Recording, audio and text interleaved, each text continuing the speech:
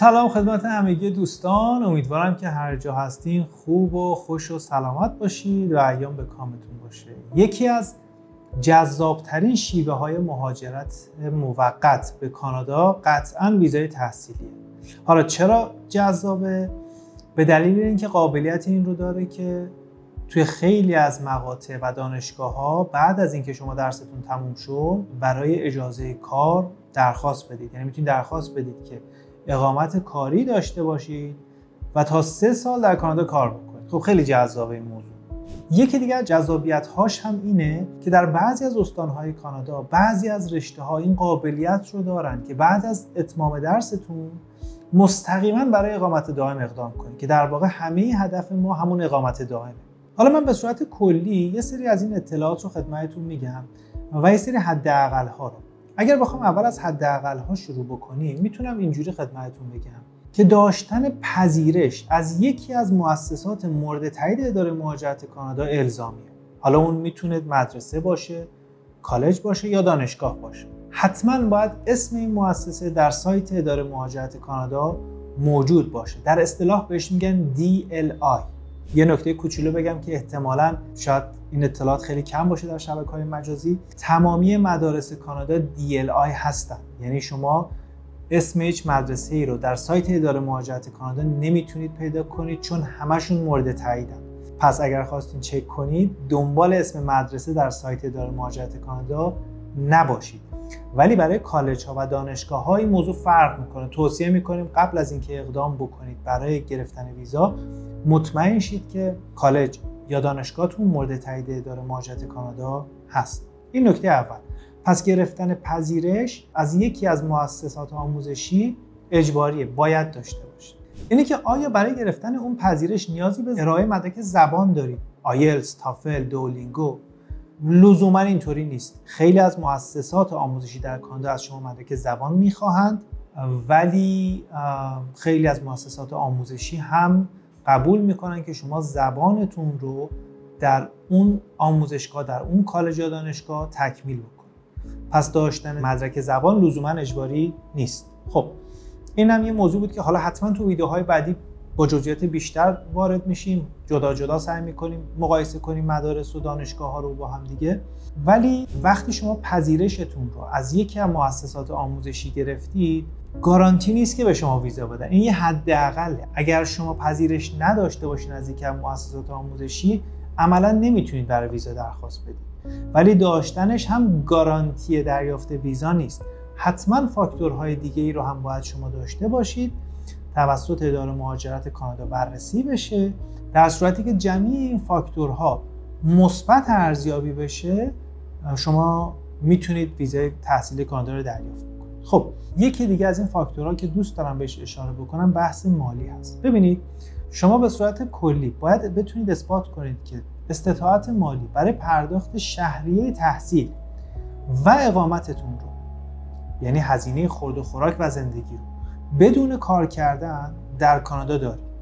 البته وقتی برای ویزا اقدام میکنید ما توصیه‌مون اینه که شما برای سال اول رو فقط نشون بدید. یعنی اگر کسی میخواد 4 سال درس بخونه نیاز نیست که نشون بده پول 4 سال تحصیل و زندگیش رو در کانادا به صورت نقد داره. این اصلا نه منطقی هست نه توصیه میشه. هیچ کسی هیچ جای دنیا مثلا نزدیک $100,000 رو تو 4 سال تو حسابش نگه نمیداره. کار خیلی منطقی نیست.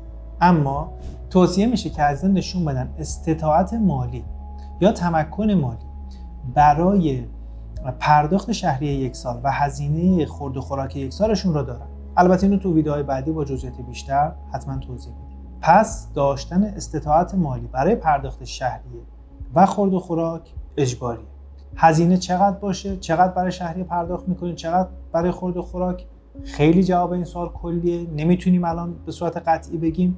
به صورت میانگین من فکر میکنم شهریه تحصیل در کانادا میانگین دانشگاه، مدرسه و کالج حدوداً سالی $18,000 عدد منطقیه.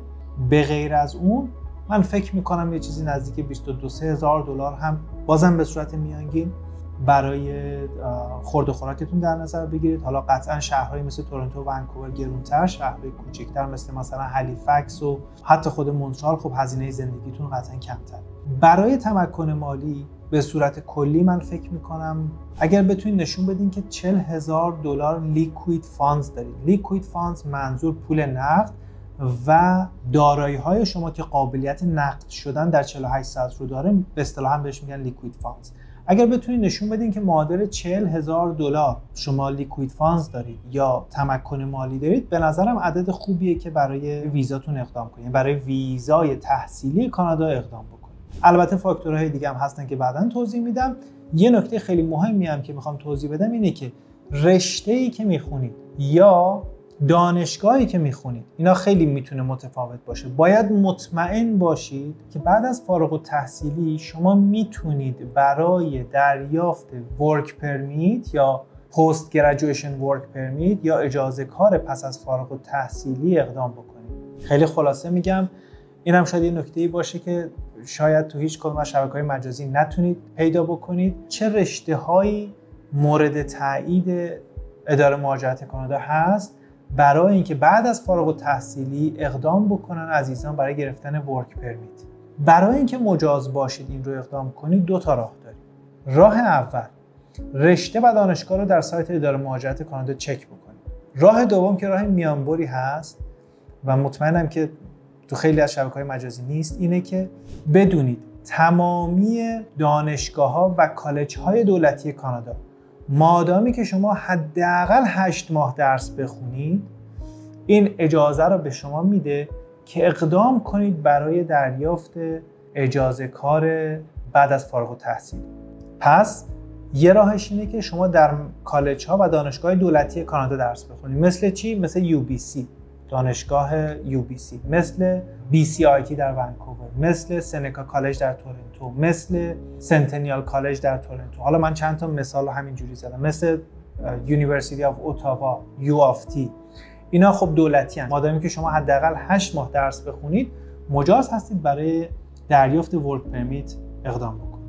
یه راه دیگه اینه که اگر شما برای کالج ها و مدارس خصوصی در کانادا پذیرش دارید، حتما در مقطع تحصیلی درس بخونید. مقطع منظور چیه؟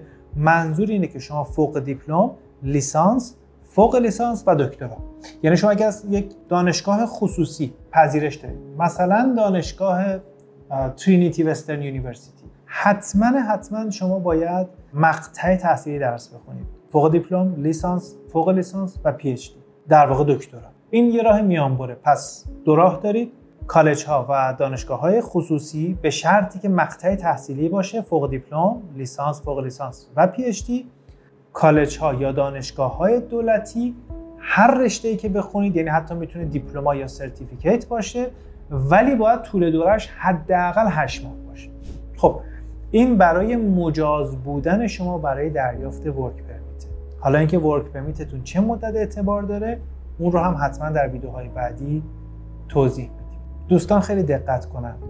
خیلی ما دیدیم دوستانی که متقاضیانی که میان کانادا رشته هایی رو میخونن، 1 سال 2 سال هزینه پرداخت میکنن، منتها بعد از اینکه درسشون تموم میشه مجاز نیستن که ورک پرمیت یا اجازه کار بگیرن و مجبور میشن یا کانادا رو ترک کنن یا دوباره از اول هزینه پرداخت کنن برای اینکه یه رشته مجاز بگیرن.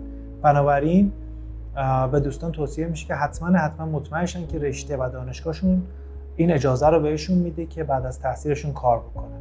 در واقع جذابیت اصلی و شانس اصلی برای اینکه شما اقامت دائمی کانادا رو بگیرید اینه که بعد از درستون شروع کنید به کار کردن. خیلی مخلصم، امیدوارم که از این ویدیو استفاده کرده باشین. با امید دیدار همتون، خدا نگهدار.